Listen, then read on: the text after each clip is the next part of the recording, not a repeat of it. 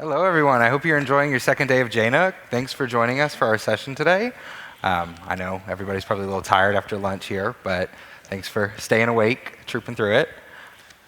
Just some introductions before we get started. I'll let these two folks introduce themselves. OK, so hello, everyone. I'm Tomek Dąbrowski. I'm a software engineer at Jamf in Poland, in Katowice. And I'm Marcin, a software engineer in Jamf, also based in Katowice, Poland. Hi, everyone. I'm Nick McDonald. I'm a senior systems engineer for HCS Technology Group. For those that haven't heard of us before, we deliver Jamf professional services and Jamf training, as well as Apple training and Apple professional services. So I do all sorts of fun stuff with Jamf Pro. Just a little agenda for what we're going to cover today. We're going to create an Office 365 and Azure account. I'm sure most people in this room that are here have already done this, but we'll cover it again. We're going to configure Azure AD managed domain services. And we're going to configure the secure LDAP section of that as well. We're going to configure Azure for single sign-on for Jamf Pro. And we're also going to enable LDAP and single sign-on in Jamf Pro to work with Azure. And at the very end, we're going to look at some different ways of provisioning, and we'll take Q&A at the end. So just before we get started here, show of hands, how many of your organizations are already leveraging Azure Active Directory? Awesome, cool, that's why you're here, right? Now, out of this group, who is syncing with on-premise Active Directory? Cool, OK, I see some hands didn't go up. So part of this session is really going to deal with leveraging Azure Active Directory. Let's say you're kind of a cloud-only company. You don't have any traditional on-premise infrastructure. But this is definitely still relevant even if you're syncing with on-premise Active Directory. So we'll talk about that a little bit. OK, cool. Anybody not using Azure at all yet? You're just interested? A few? Yeah? OK, cool, cool. Anybody using Google? Because we do have kind of a subtopic. A few? OK. Just the apps or as an IDP as well? Just the apps. OK, cool. All right. So just a little bit of a preface here. For those who don't know what is Azure AD domain services or managed domain services? It's gone through a couple name changes. It used to be Azure Active Directory managed domain services. They've shortened it, thankfully, because it was kind of a mouthful. It's a cloud AD environment. It's going to replicate from your Azure tenant or your Office 365 tenant. And by proxy, your on-premise AD if you're using Azure AD Connect. So it's going to sync those users to a brand new Active Directory environment in an Azure virtual network.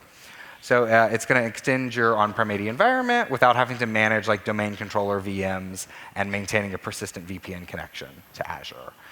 Is anybody running like VMs in Azure and really like kind of shifting your on-premise infrastructure to Azure, just to show of hands? Anybody do anything like that? Yeah? A few? OK. So most people are just using it for Office 365 and identity provider. Cool.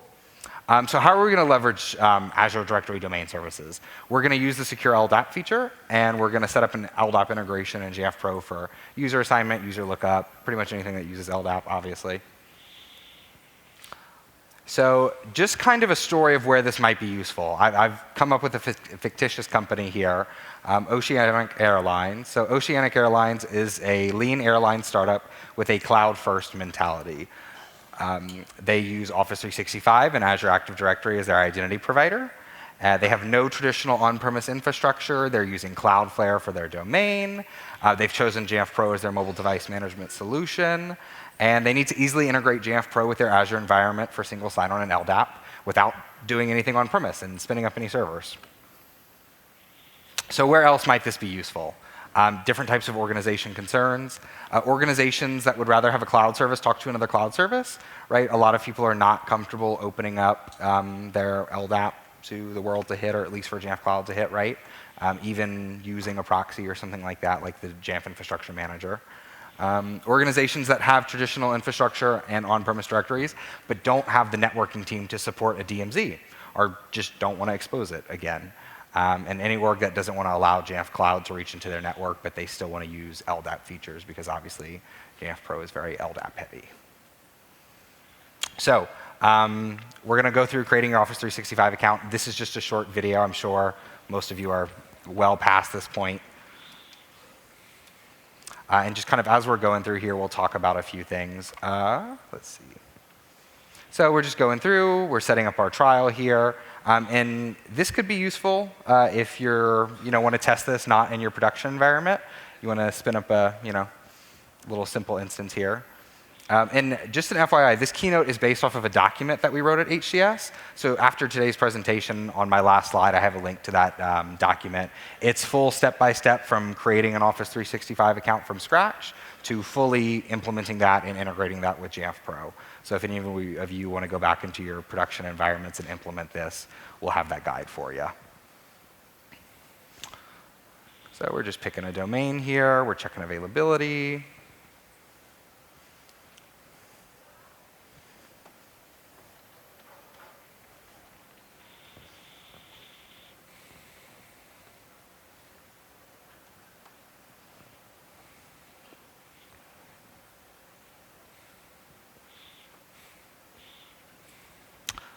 So is anybody using Office 365 but federating out to another identity provider like Ping or Google, Okta? Show of hands.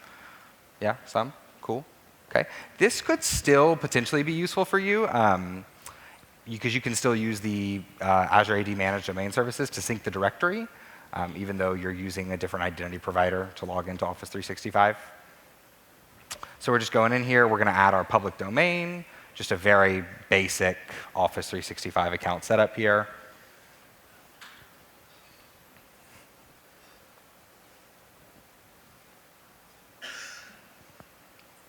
We're going to go ahead and copy out those domain verification steps here, and we'll go over to Cloudflare and complete that. Anybody using Cloudflare? Anybody familiar with it? Show of hands? No? So a lot of what we do today, not a whole lot of it, but we do create some DNS entries, which of course can take up to 48 hours, give or take, to propagate. If you are using Cloudflare, it's almost instantaneous, just because of how large their network is. And our last step here is going to be to go back in and change our initial user's domain.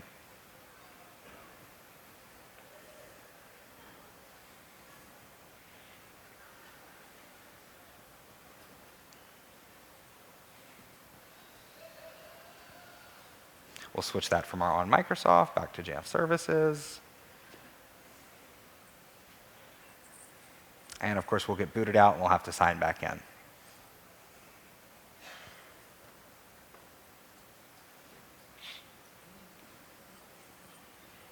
Great. And our Office 365 account setup is done. So now we got to go create our Azure account. Inherently, by being an Office 365 customer, you do have an Azure Active Directory already spun up. That's how Microsoft handles all of that user information and authentication. So we're just going to go out to the Microsoft Azure website. We're going to start our free trial.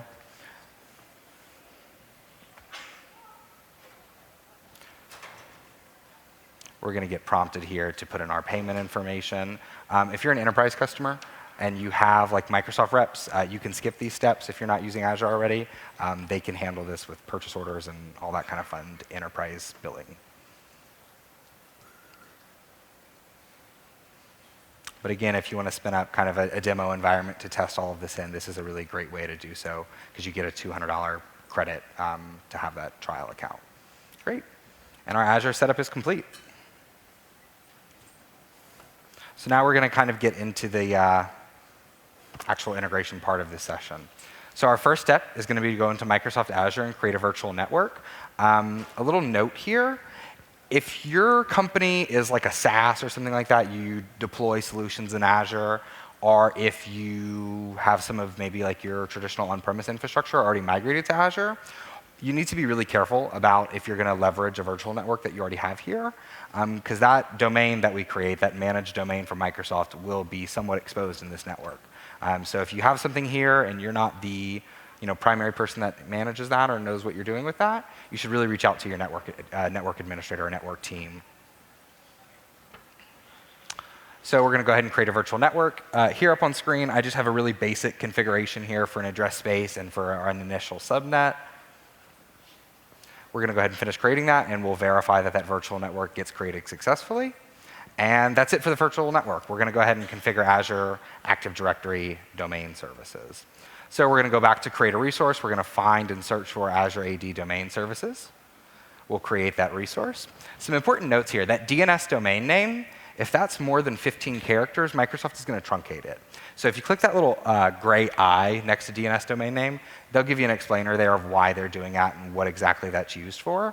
If your domain's less than 15 characters, you don't really have to worry about that. Subscription, obviously, we're doing free. We're going to put it in the same resource group and pick the location most adequate for your environment. We're going to select a network here that we're going to deploy the managed domain into. We're just creating, we're selecting the virtual network that we created previously, and we're going to use that existing subnet that we created. Obviously, again, this is a really simplistic configuration for demonstration purposes. If you don't know what you're, kind of picking here, check with your networking teams. We've got to configure an administrative group to be able to manage the managed domain, as well as select people that can bind to that and query that. And we're going to go ahead and add members. I only have one user in my environment. If you have another group of admins that you just want to leverage that group, you should be able to do that there. Synchronization. So this is important. I have one user in my environment. I can do all. If you have 50,000, you might want to do a scoped synchronization, because this will take a very long time in some cases. So if you only have a couple thousand users, you could probably do all, just depending on how quickly you're trying to set this up. But you can reach out to Azure support for more information on kind of what goes on behind the scenes there. So you're going to go ahead and click OK and complete that resource creation. And we'll hop back out to our all resources page here, and we'll select our domain that you can see there, Azure AD Domain Services. Just a note here, it does take some time. You'll see this pretty much instantly. When you click into it, it's going to say it's still provisioning. I've seen it take up to 2.5 hours. In larger environments, it may take longer, especially if you're doing an all synchronization. It's going to take some time to create all of those users in that managed environment. Another really important note here, it's a bit early to talk about it, but if you're not already syncing your password hashes from an on-premise directory, because there's multiple different ways you can federate and sync from an on-premise directory, if you want those users to be able to authenticate against LDAP, they are going to need to reset their Microsoft passwords. That way, Microsoft can take that hash and store it. And as you can see here, this is going to be the waiting message that you see that it's just not ready yet. Again, it can take up to 2 hours, in my case, even with just one user in the environment. So now that we've got that out of the way, we're going to go ahead and configure secure LDAP. We're going to go into our Jamf.services managed domain. This is what it's going to look like after the service has been provisioned. You'll see running with the little green check mark, and you're going to have this update DNS server settings for your virtual network. Go ahead and click configure, but again, if you're doing this inside of a virtual network that somebody else is already using for something, they might have their own DNS server already configured in there. Check with your networking team. Now we need to create an SSL certificate for LDAPs. In this slide, we're going to use Keychain. You can use a publicly trusted certificate if your organization requires that or you just want to do that. It's not required. So we're going to do let me override defaults. That's pretty important because we need to put in some subject alternative names here. So we're going to start with just Jamf.services for the name, self-signed root, and an SSL server certificate. We're going to put in our certificate information, just have some basic stuff there. Common name, again, is Jamf.services. Key pair information, 2048, pretty standard SSL certificate. Include key usage extension, signature, and key encipherment is all you're going to need there. SSL server authentication is the only extended key usage that you're going to need. And this is the important part. So include subject alternative name extension. I did a wildcard here with star.jamfservices and then just Jamf services. For your DNS name, some people might not like the concept of a wildcard, even if it is self-signed. What you would want to put here is whatever DNS domain name you're going to want to use for your virtual LDAP server. So anything you pick that you can get your domain administrator to create a DNS entry for. So maybe LDAPs.jamf.services or Azure AD LDAP.jamf.services. I did a wildcard for simplicity because this means I can go use whatever domain name I want. We'll finish that up and create it. Now we need to export it to use it in Azure. So we're going to click Export Jamf.services. We're going to select a P12 information exchange. So this is going to include the private key that Microsoft's going to need to use. And then we're going to need to export it again as just a regular certificate file. This is what we're going to put in Jamf Pro. That way it can validate because, again, it is a self-signed certificate. Once we create that P12 in .sir, it's really important that you rename the extension on the P12 to a .pfx. That's the only thing that Microsoft is going to accept. And those file extensions are pretty interchangeable. Great. So now we're going to go back to Microsoft Azure. We're going to go back to jamf.services, our managed domain here. And we're going to go to the secure LDAP section on the left-hand side. We're going to go ahead and enable secure LDAP. And we're going to allow secure LDAP access over the internet. We're going to upload our .pfx certificate file that we created previously. And we're going to put in a password that Keychain made us select to protect that file.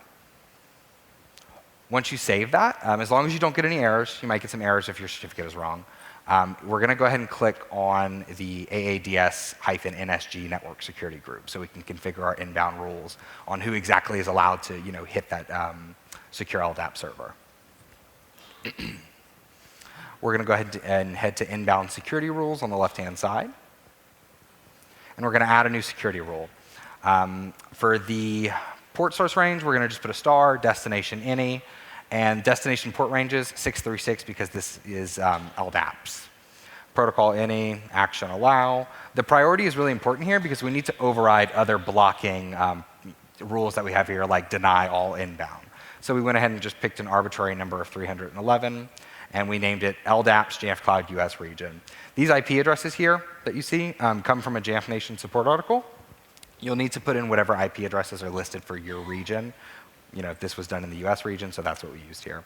Another important tip here, you may also want to put in your public IP address. That way, if you have trouble connecting to it in Jamf Pro, you can use tools like LDAP admin and try to query the directory.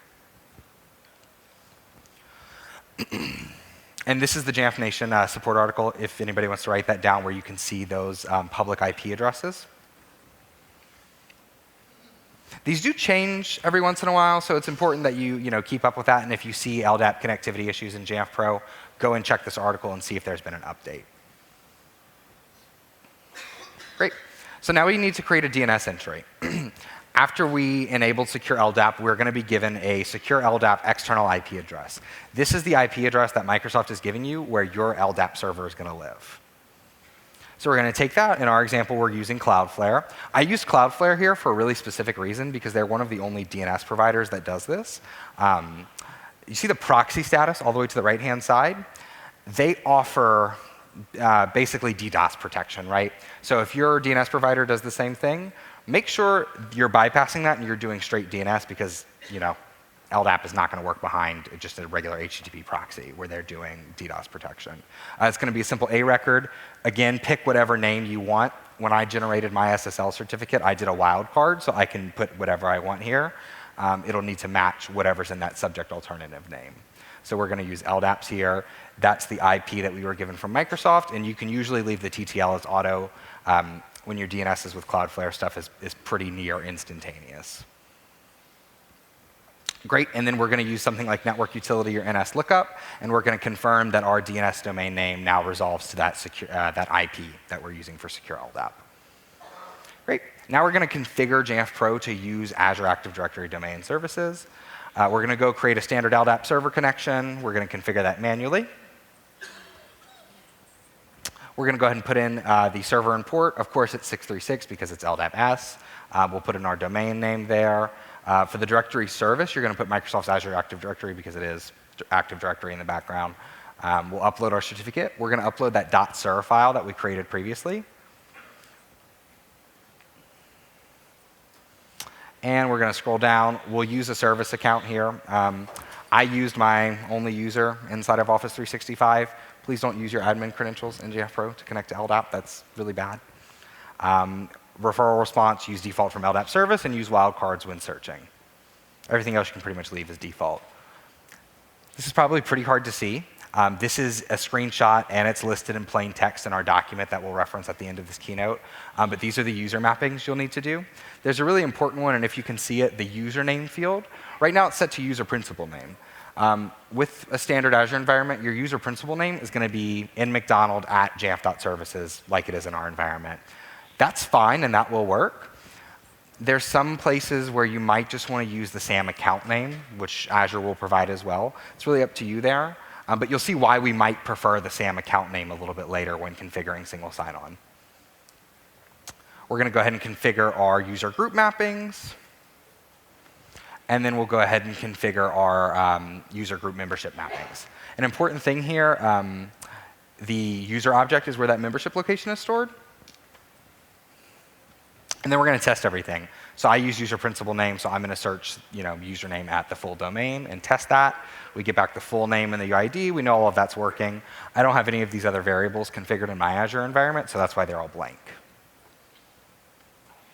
For our user group mappings here, we're going to go ahead and just test with that Azure Active Directory Domain Services Administrator group that we created as part of the setup.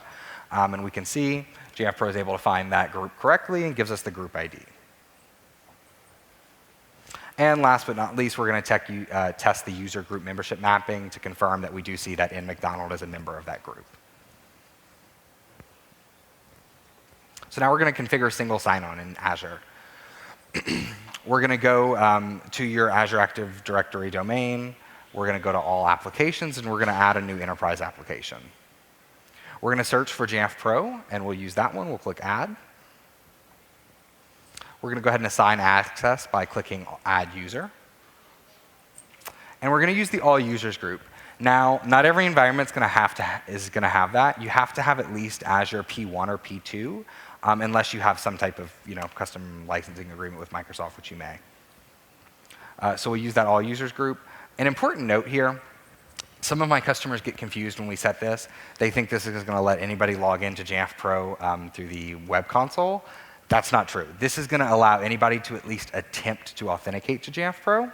You're still going to configure administrative access like you always have inside of Jamf Pro. This does need to be set for all users in case you want to use something like enrollment customization or single sign-on for user-initiated enrollment on the web link. Great. And now we're going to go to configure single sign-on settings, and we're going to select SAML. We're going to click Edit next to Basic SAML Configuration. And Microsoft has some very helpful patterns here where you can just autofill. You're basically replacing the asterisk with whatever your Jamf Cloud domain is. So we'll fill those out, and then we'll click Save up at the top. And then we need to copy this app federation metadata URL. This is the metadata from Azure that we're going to need to put inside of Jamf Pro to make single sign-on work. So copy that, put that in your notes or something. We'll need that in a couple of slides here. We do have some optional SSO settings that we can configure here. So if we click User Attributes and Claims and click Edit, and then we click on the name ID attribute that we're sending here, we can go ahead and click Extract Mail Prefix and do a transformation here and select parameter as the user principal name. What that's going to do is just remove the @Jamf services. This is really important. If when you configured LDAP, you chose to use SAM account name, you're going to need to extract the mail prefix. That way those usernames match. So if LDAP is showing nmcdonald@jamf.services and your SAML assertion is presenting nmcdonald alone, those things are not going to match up. So however you configure it, you'll need to match. Another important note there, for those that are syncing from an on-premise directory, let's see. There's another claim here that you see right now, users.groups.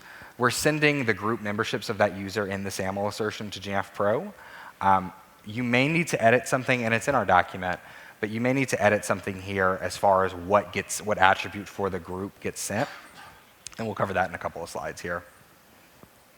So now we need to go back and edit the application manifest. So we'll click on Jamf Pro. We'll click Manifest in the lower left-hand corner. And there's an important line here that we need to change. So by default, line 24 is going to say group membership claims null. We need to change that to all. Once we've changed that, we can click Save. The reason we're doing that is that way in our SAML assertion, Microsoft is actually sending all of the groups that user belongs to. So now we're going to go configure single sign-on in Jamf Pro. So we're going to check the box to enable single sign-on. We'll select other for our identity provider. We'll just put in Azure AD as our other provider here. That's not really critical. This entity ID is what we put in Azure previously that Microsoft had the pattern for you already there. So you don't need to touch that. And then for our metadata URL, we're going to paste in that app metadata URL that we've already copied from Azure. For our user mappings, we're going to leave it as name ID unless in your environment you've used some other custom attribute that you want to try to match by. And we're going to select username for the user mapping that we're trying to match in Jamf Pro. An identity provider group attribute name. This is a custom attribute name from Microsoft. This is, again, in the guide that you can just copy and paste into your environment. This tells Jamf Pro where to look in that SAML assertion to find the groups and pull those out. Some other options we have here allow users to bypass the single sign-on authentication. You may want to actually leave this checked at first when you're first setting this up. What that does is when you go to yourdomain.jamfcloud.com or your on-premise domain, however you're configured, if this is checked, you'll see the normal Jamf Pro sign-in page. If it's unchecked, it's going to try to direct to the IDP. That's how you want it in a production environment, right? But if something's misconfigured, it makes it a little harder to get into your Jamf Pro server. Even with this unchecked, there is a bypass URL that's listed up top. You can always go to that with, and sign in with a user that has permissions to edit single sign-on settings. Enable single sign-on for self-service for macOS. Again, that's going to be dependent on your environment. Just know that if you check this here, it will turn on sign-on for self-service. So just be aware of that. And then enable single sign-on for user-initiated enrollment. Again, particular to your environment, do you want to allow that? Most of the time, it's going to be yes, right? And then enrollment access for. Again, that's going to be particular to your organization. Most people, any identity provider user is going to be fine. So what are we matching here in the SAML assertions? For an individual account, we're matching the Azure username to whatever username we have in Jamf Pro. It can be customized based off of what you want to match there, like we talked about using custom attributes. And then for group-based access, we're going to match the SSO member of claim in that SAML assertion to a group inside of Jamf Pro. So now we're going to talk about kind of configuring access now that we've got both of these pieces set up. So we're going to go back to Azure. We're going to create a new group here. And we're just going to call this Jamf Pro administrators. This will be a group of, kind of our mid-tier Jamf Pro admins. They have pretty much full-blown access. We'll go ahead and make that group. One thing that we need to copy is this object ID here, and you'll see why this is relevant in a couple of slides.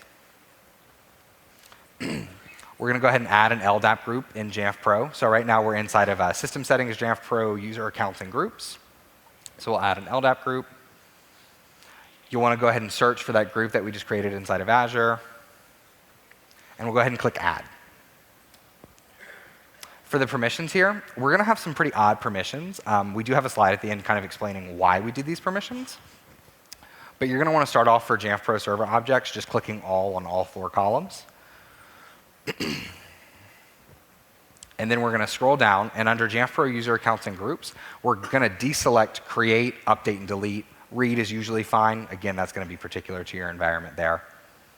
Reason we're doing this is we don't want this particular set of Jamf Pro administrators to be able to actually go in and change their own permissions. Jamf Pro Server Settings, again, we're going to click All, and then we're going to scroll down and turn a few items off. So we're going to turn off the update on single sign-on and the update on SSO settings. Jamf Pro Server Actions, again, in our use case, them having all those permissions is fine. Same thing for recon, remote, admin, and imaging. Please don't use Jamf imaging. Please don't image. Probably shouldn't need to say that, but I'll be really sad if you do. And then now we're going to create a standard group in Jamf Pro. I'm going to explain why, and it might get a little confusing, so feel free to see me after if you want to talk about it. But we're going to go ahead and create a standard group. We're going to paste in for the group name the object ID of the group that we created inside of Azure. We're going to go ahead and set some permissions there. So we're going to do pretty much the same thing. We're going to select All on all 4 columns. Scroll down, turn off those settings for being able to modify the user accounts and groups. Server actions, we're going to give them everything. Turn off those 2 options towards the bottom. Jamf Pro server actions, give them everything. Now, we're not going to configure any privileges for recon, Jamf admin, remote, or imaging, and you'll see why. So we're going to just go ahead and leave those blank. So why did we create a standard group? In order to leverage groups to authenticate single sign-on users, we must create a standard group with the Azure Object ID as the name, because Microsoft does not send the plain text name of the group in the SAML assertion for Jamf Pro to match the LDAP group name. So what that means, this screenshot is a screenshot from SAML Tracer, which is available for Firefox and Google Chrome. And what this does is it actually captures your SAML message that you're sending to Jamf Pro. And we can see here, this is that attribute name, schema Microsoft, identity claims group. So Microsoft is only sending those object IDs. Jamf is getting a message and it says, in McDonald is a member of these groups. What do these mean? This isn't presented in LDAP, so it doesn't have any way of really matching that. You could configure your mappings to kind of, you could change the name field to use the object ID. You don't want to get too messy with that because it can really start to get a bit confusing. But this is all Microsoft is going to send if the group was created in Azure and you're not syncing with your on-premise directory. Now, if you're syncing your on-premise directory to Azure and you're creating your groups in your on-premise directory, in that case, you actually can change the attribute that we talked about previously when we configured single sign-on in Azure to send for the group name. Instead of sending this object ID, we can send the SAM account name of the group, which essentially is that plain text name, that Jamf Pro administrators. So in some environments, you may be able to get away from creating the standard group and just add that LDAP group, and that'll work. If you're kind of a startup or you just don't have an on-premise directory, you're going to need to use the object ID. Why this is, Microsoft kind of really wants people to use the Graph API for authentication and checking group memberships and stuff like that. And Jamf is purely using LDAP and standard single sign-on protocols here. So why the odd permissions? We use these precise permissions to ensure that administrators logging in via single sign-on cannot bypass or adjust single sign-on settings. So like I said, you're given a bypass URL to log into your Jamf Pro environment. You can only log in using that bypass URL if you can edit the single sign-on settings. An example of why we would want to configure such precise permissions here is if, let's say, we're in a highly regulated industry, we get audited, and we have to prove that administrators are only logging into Jamf Pro that can touch our entire fleet. They're only logging into Jamf Pro from securely managed devices. That might be a use case. I'm sure you can think of plenty more. Maybe you just have people you don't want signing in other than the IDP. So testing single sign-on and LDAP authentication are classic apps like Jamf Admin, Jamf Imaging, Jamf Remote, Jamf Imaging, Admin, Remote, Recon. They're all going to still use LDAP authentication to log in. So that LDAP group that we added, that's what's authenticating in this screenshot here. SSO user authenticated is happening via that standard group that we created with the object ID, and that's how they're logging into the web app. So a much easier scenario is if we just want to add individual users to Jamf Pro, which is, I'm sure, what a lot of you are doing. It's what most of my customers do. They don't typically leverage LDAP groups, for administrators at least. So we're going to add an LDAP account. We're going to go ahead and search for a user. In this case, we're just using my account. We're going to go ahead and click Add next to that username. And we're going to go ahead and set the privilege set to custom. So again, for the account permissions, we're doing something incredibly similar here. We're taking away the permissions to create, update, and delete Jamf Pro user accounts and groups. Server settings, everything except for single sign-on. We're at least letting them read it. Not really a huge harm there. Jamf Pro server actions, again, this particular set of administrators, we're letting them do pretty much everything else, so we're going to give them all permissions. We are going to go ahead and set the permissions for Recon, Admin, Remote, and Imaging because this is going to handle the LDAP authentication into those apps.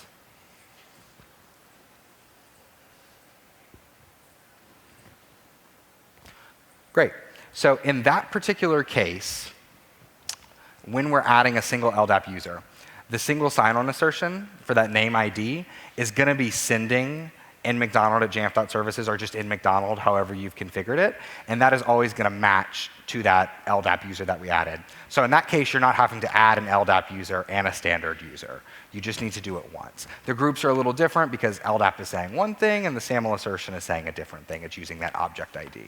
So something you might run into using Azure as your single sign-on provider, even if you're not using Azure Domain Services, you may see this single sign-on error. This is due to Jamf Pro expiring the token before Azure. Azure, by default, doesn't really expire it until you sign out or completely close the browser and all that good stuff. A way you can fix that is to set up a conditional access policy if you're using conditional access. Show of hands, how many of you are leveraging conditional access in some way? Cool. Cool. Just out of blatant curiosity, because I've had this request a few times, those of you that are using conditional access, how many of you are enforcing an environment where you're only allowing access to corporate resources from Macs that are enrolled in Jamf Pro, really leveraging that Intune integration? A few? Okay, yeah, it's a little tricky. Well worth it in the end, especially if you're in a really secure environment. So we can leverage conditional access to basically set the token expiration value in our single sign-on settings in Jamf. It's like 480 minutes, and then we can match that in Azure, similar to how you could previously in ADFS or other identity providers. That should resolve this. If you don't have conditional access and you can't do that, easiest way of clearing out this error is just to clear the cookies in the browser or open an incognito window. Do you guys have anything to add as far as the token expiration issues? So the other solution is to just set up integer max value divided by 60. So then we can use the max value of the token expiration in Jamf Pro, and it should work. Cool. So why single sign-on and LDAP? We kind of already touched on this, but why do we need to be able to log in as both an LDAP user and a single sign-on user? SSO, like we said, protects the web app, user-initiated enrollment, and enrollment customization. One thing I'll add here about enrollment customization, we've talked about it a few times using that SAM account name versus the user principal name, and do we want that full domain, or do we just want that first part of the username to kind of leverage in Jamf Pro? I really recommend using that SAM account name, especially if you're going to use enrollment customization. Specifically, if you're pre-filling that first computer user and locking that information. So what happens is a Mac can't use the @ symbol in the username. So instead of putting in McDonald at jamf.services, it's going to put in McDonald jamf.services, which doesn't look pretty to the end user. The full name will be right, but the username will look a little janky. So if you use the SAM account name in single sign-on and for LDAP, then it'll just put in McDonald, which is kind of what people are used to, especially if you've used authentication in your pre-stages prior to enrollment customization. LDAP can be used for the classic Jamf Pro apps like Recon Admin, Remote, and Imaging. Like I've already harped on, please don't image. It's not what this session is about, but use something else. As well as user assignment and lookup. So a really good example, enrollment customization, when they're logging into your single sign-on provider there, regardless of what it is, all Jamf Pro is doing is taking that username and putting it in the user record on that computer. LDAP is still going to be used to look up that username and query the rest of the details there.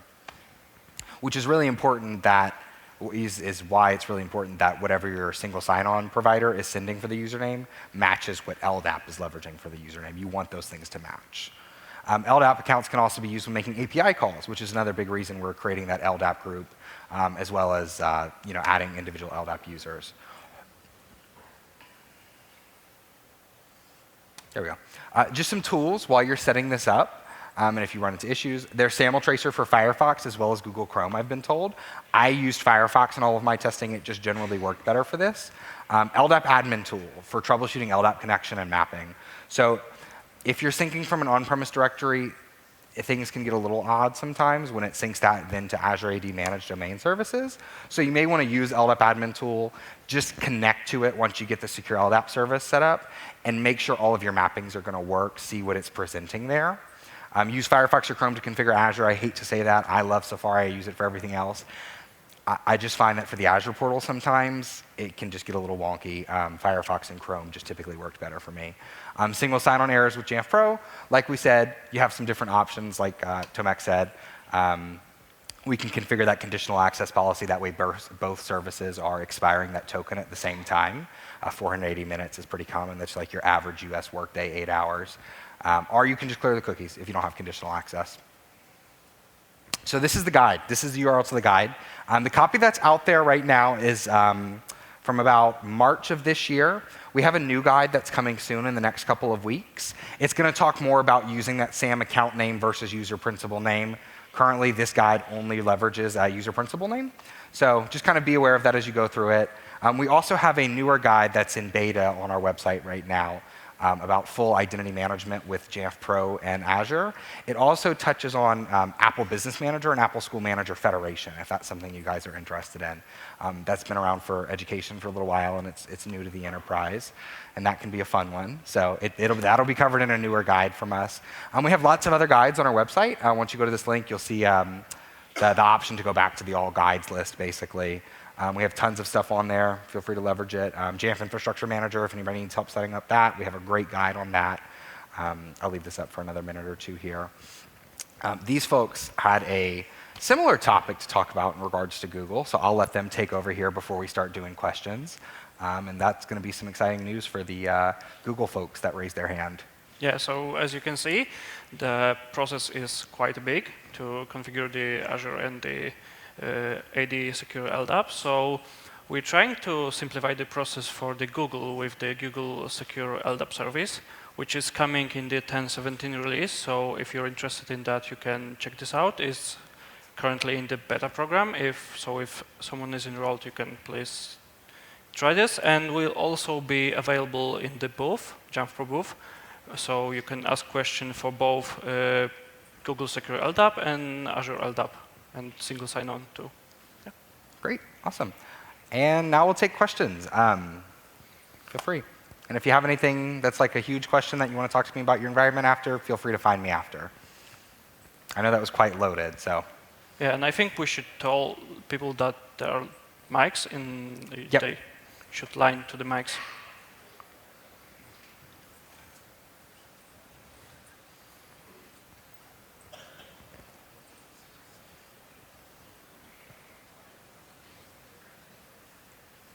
Cool. OK. All right. No questions. Awesome. Well, thanks. No worries. I know it's a very complicated topic. Oh, you have? OK, great. Awesome. We got one. Let me walk over here so I can see you. OK. When you were altering the, I've already forgotten the word, manifest, I think, in Azure, we have run into a problem on another service using SAML SSO. Where if you have more than 300 groups, instead of responding with a response of all those GUIDs, you get a Graph API response. That is correct. That's not something I typically mention. In large enterprises, yes, you'll usually have people with 300 groups. There's really no way around that, I hate to say, other than maybe trying to take some of those groups off and do some nesting. A lot of people are going to use security groups, obviously, to assign access to services and such. There's some other clever ways you can get around it. If you like tell Jamf to look at the role attribute as the group, as opposed to the actual groups, you could create another attribute on a user record and say like Jamf Pro admin and then leverage that. When you get more than 300 groups, it starts to get a bit complicated. Okay. I've only seen that once, but yeah, you're totally correct. It basically, Microsoft's answer when I've talked to support is, please leverage the Graph API. I know that's not a perfect answer, but like in your environment, you could probably use domain services for the LDAP side, like if you don't want Jamf Cloud in your network.